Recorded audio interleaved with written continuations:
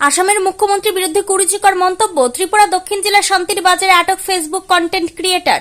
সামাজিক মাধ্যমে রাতারাতি তারকা সাজার মোহে অন্ধ হয়ে আসামের মুখ্যমন্ত্রী ডক্টর হিমন্ত বিশ্ব শর্মার বিরুদ্ধে কুরুচিকর মন্তব্য করার অভিযোগে এক যুবককে আটক করল ত্রিপুরা দক্ষিণ জেলার শান্তির বাজার থানার পুলিশ। ধৃত যুবকের নাম শিপুল মজুমদার। সে শান্তির বাজার মহকুমার গঞ্জের টিলা গ্রামের বাসিন্দা এবং পেশায় একজন ফেসবুক কন্টেন্ট ক্রিয়েটর। পুলিশ ও স্থানীয় সূত্রে জানা গিয়েছে, শিপুল মজুমদার দীর্ঘদিন ধরে সামাজিক যোগাযোগ মাধ্যমে বিভিন্ন ধরনের ভিডিও এবং কন্টেন্ট তৈরি করে আসছিল। সম্প্রতি ভিউ এবং লাইক বাড়িয়ে সামাজিক মাধ্যমে দ্রুত জনপ্রিয় হওয়ার লক্ষ্যে সে আসামের মুখ্যমন্ত্রী ডক্টর হিমন্ত বিশ্ব শর্মার ছবি ও নাম ব্যবহার করে অত্যন্ত কুরুচিকর ও আপত্তিকর মন্তব্য সম্বলিত একটি ভিডিও পোস্ট করে। বিষয়টি পুলিশ প্রশাসনের নজরে আসতে তীব্র চাঞ্চল্য ছড়ায়। তৎক্ষণাৎ তৎপরতা দেখিয়ে শান্তির বাজার থানার পুলিশ অভিযুক্ত শিপুল মজুমদারের বাড়িতে অভিযান চালিয়ে তাকে গ্রেপ্তার করে থানায় নিয়ে আসে।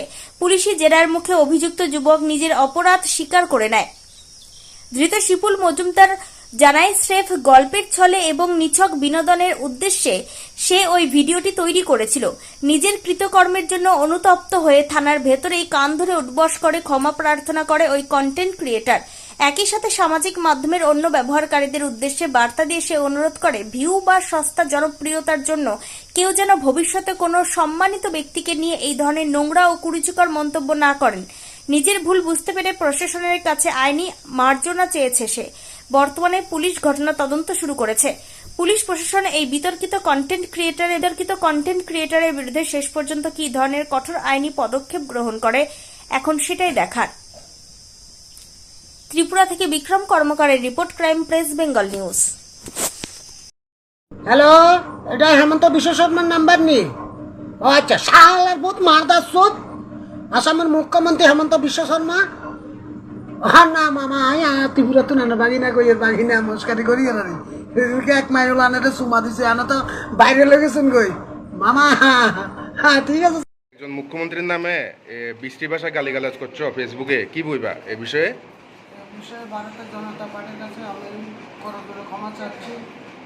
আমি একজন ব্লগার, বুঝতে পারি না। আমি দীর্ঘদিন ধরে ব্লগ করছিলাম। তা আমার মনে করছি মা বাবা নিয়ে আনন্দ করে একটা ভিডিও দিয়েছিলাম। এটাতে যে আমার একটা বড় সাজা ভূত, আমার মাথায় ভূত এসে গেছে। এখন আমাকে ঝাড়ফুঁকা করে সুস্থ করে দিয়েছেন, ভালো হয়েছে। আমি জনতা পার্টির কাছে গিয়ে ক্ষমা চাচ্ছি।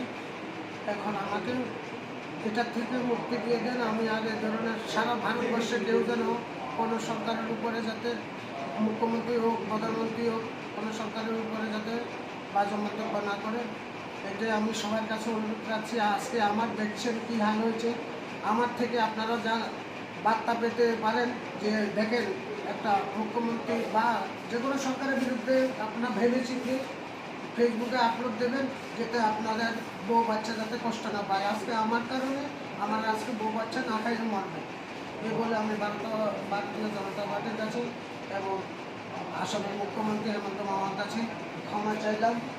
আমাকে ক্ষমা করে দেবেন। আমি আসলে এন্টারটেনমেন্ট দিতে গিয়ে আমি ফেসে গেছি।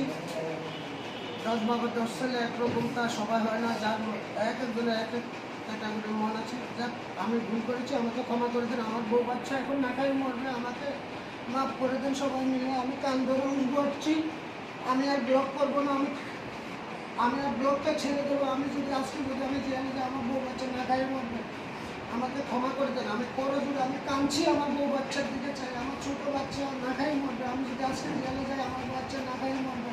আমাকে সবাই সহযোগিতা করে সারা শান্তির বাজার। আমি আর ব্লগ করবো না।